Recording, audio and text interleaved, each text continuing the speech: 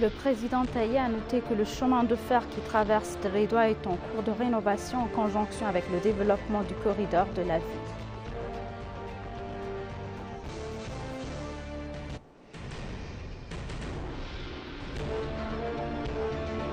Le Conseil des ministres s'est réuni virtuellement hier pour sa 45e session ordinaire.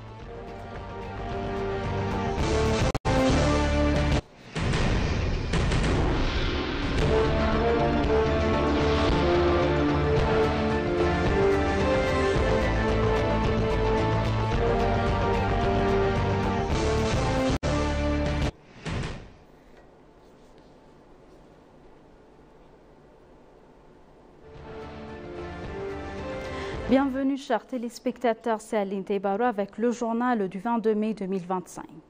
Le président Taï Asselassie a noté sur sa page Facebook qu'il discutait avec plus de 550 chauffeurs qui assuraient les services de transport public à Dreidoua jusqu'à 16 h.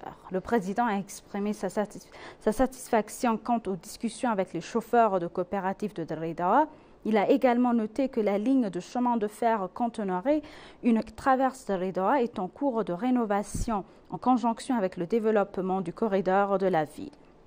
Le président Taï a souligné qu'il faut veiller à ce que les conducteurs qui fournissent ces services de transport public à Dreidoua, loin de leurs familles et de leurs enfants, ainsi que les mères qui élèvent des enfants, reçoivent des services médicaux gratuits.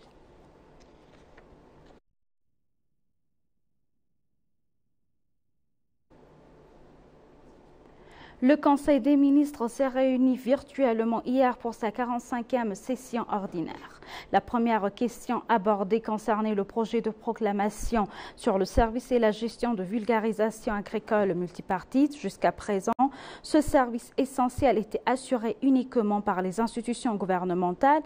Cependant, face à la demande croissante du secteur agricole, le Conseil a reconnu la nécessité d'ouvrir ce domaine et d'autres acteurs. Après des échanges approfondis, le Conseil des ministres a adopté le projet de l'unanimité et a décidé de le soumettre à la Chambre des représentants du peuple pour examen et approbation. En deuxième point, les membres du Conseil ont examiné le projet de proclamation sur les paiements pour services écosystémiques. L'absence d'un cadre juridique clair dans ce domaine a conduit à des pratiques disparates parmi les différentes entités intervenant dans la gestion de l'environnement. Le projet vise à instaurer une base légale cohérente impliquant les institutions fédérales et régionales, le secteur privé ainsi que les organisations non gouvernementales afin de promouvoir une gestion durable des ressources naturelles. Après un débat approfondi, le projet a été adopté à l'unanimité et sera également transmis à la Chambre des représentants du peuple pour la validation.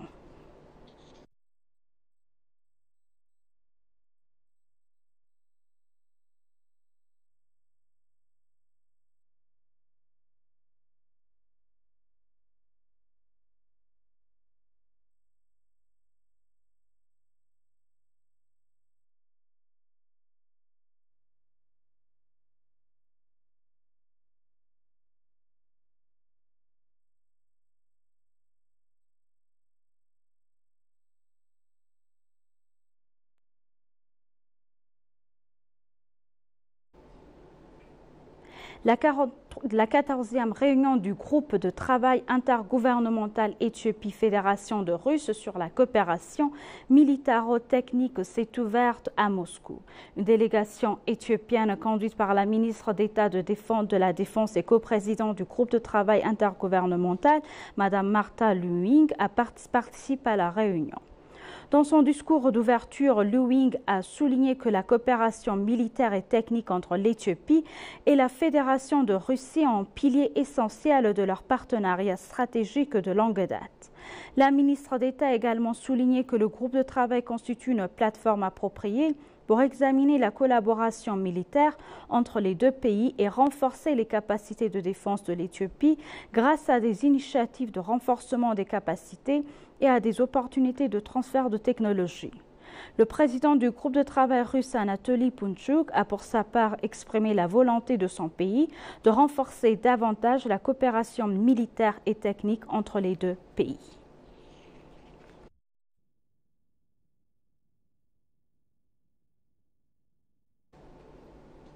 Le ministre d'État des Affaires étrangères, l'ambassadeur Adela Berra, s'est entretenu avec son bureau avec l'envoyé spécial de la Norvège pour la Corne de l'Afrique, Andr Sitasen.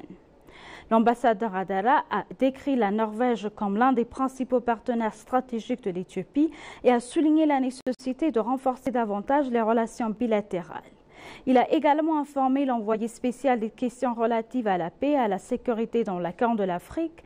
L'envoyé spécial a pour sa part reconnu les contributions importantes de l'Éthiopie à la paix et à la stabilité régionale et a exprimé l'engagement de la Norvège à approfondir ses relations bilatérales avec l'Éthiopie.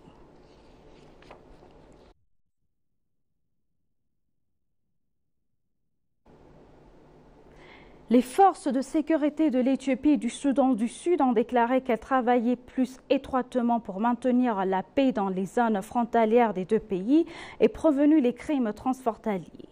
Les hauts dirigeants des forces de défense et de sécurité des deux pays ont eu des discussions Fagag-Kubri-Kabale sur les questions de la paix en frontière. Au cours de la discussion, le lieutenant-général Zaudou Balai, commandant en chef du commandement central de Dalol des forces de défense fédérales, a déclaré que les deux pays travaillent ensemble pour maintenir la paix dans les zones frontalières, prévenir des activités commerciales illégales et prévenir les crimes transfrontaliers. Il a souligné que les peuples des deux pays sont des peuples frères avec une solidarité et des liens familiaux de longue date. Il a déclaré que des travaux sont en cours pour assurer la paix et le bien-être général de la population, notamment mettant en œuvre des contrôles de sécurité conjoints et renforcés dans la zone frontalière. Le général de brigade Waldeng, commandant du commandement Pagag des forces de défense du Soudan du Sud, a souligné le renforcement de la paix, du développement du commerce et des relations interpersonnelles entre les peuples d'Éthiopie et du Soudan du Sud.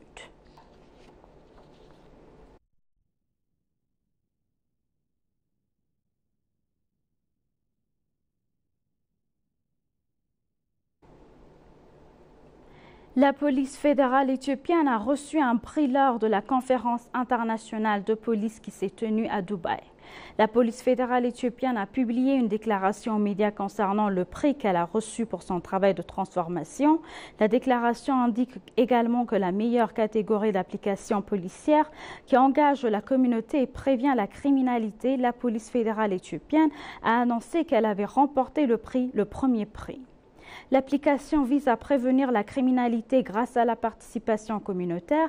Il a expliqué que cela permet aux citoyens d'envoyer des informations sur les crimes commis où qu'ils se trouvent. Le communiqué a également noté que l'application développée par la police fédérale éthiopienne est arrivée première parmi 130 concurrents et a été récompensée.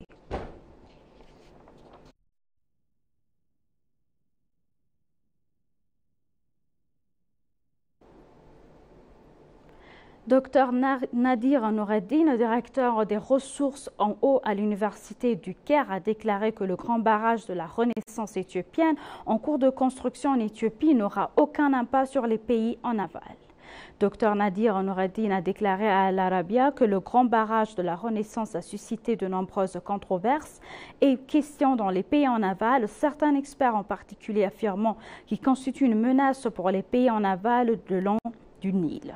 Il a déclaré que les experts égyptiens ont confirmé que la période difficile entourant le barrage éthiopien est terminée et que les inquiétudes autour du barrage s'étendent, ajoutant que la quantité d'eau s'écoule vers l'Égypte et le Soudan augmentera dans les années à venir.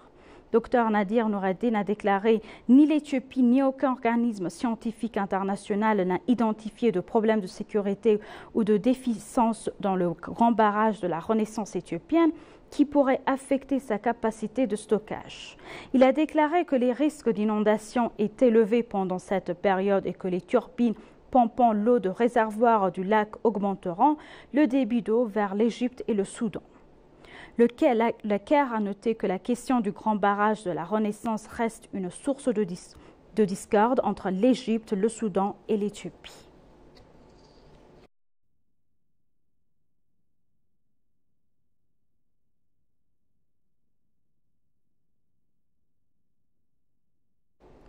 Et pour conclure le journal, les visiteurs ont exprimé leur admiration pour la transformation spectaculaire de la capitale éthiopienne, saluant notamment ses infrastructures modernes et le développement de ses initiatives écologiques. Les visiteurs actuels à Addis Abeba pour l'événement Erasmus+ ont admiré les remarquables développements infrastructurels de la ville. Les visiteurs, y compris ceux qui reviennent après plusieurs années, ont été frappés par le développement rapide et le renouveau de la ville. Le professeur Vodam Mia de Roumanie, en visite à Addis Abeba pour la deuxième fois, a partagé ses impressions. « Je constate un développement important ici à Addis. C'est très beau par rapport à janvier de l'année dernière. Je suis impressionné. Tout semble beau, plus élégant et plus civilisé, a-t-il remarqué, soulignant également la verdure accrue, la propreté et la fraîcheur de l'air. Zoli Arilala de Madagascar, en visite en Éthiopie pour la première fois depuis 10 ans, s'est dit émerveillé par cette transformation. Le professeur Kiran Boucha de Maurice, qui a travaillé à l'ambassade de Maurice en Éthiopie en 2014, a partagé ce sentiment. Le professeur adjoint Ousmane Sango de Mali a également salué les progrès de la ville, suggérant qu'elle pourrait servir de modèle à d'autres pays d'Afrique subsaharienne. L'hôtellerie et le tourisme de développement, ce que je vois ici est exemplaire. Nos pays ont beaucoup à apprendre des progrès de l'Éthiopie, a-t-il noté.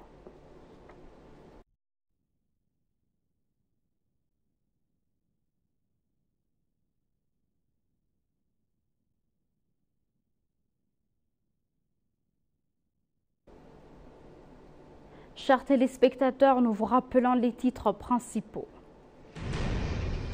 Le président Taïa a noté que le chemin de fer qui traverse Redwa est en cours de rénovation en conjonction avec le développement du corridor de la ville.